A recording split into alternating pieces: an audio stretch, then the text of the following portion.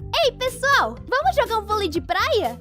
Foi mal, princesa, mas nas férias esse corpo só funciona pro bronzeado.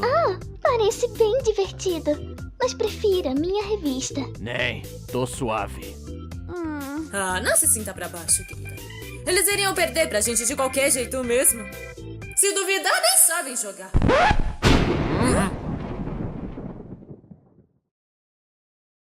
Será uma partida de 21 pontos. O time que vencer 2 sets de 3 será oficialmente declarado campeão.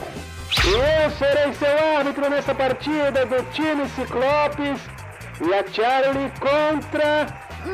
Vec, eu não acho que provocar pessoas com tantos braços foi uma ideia. o time Aranha.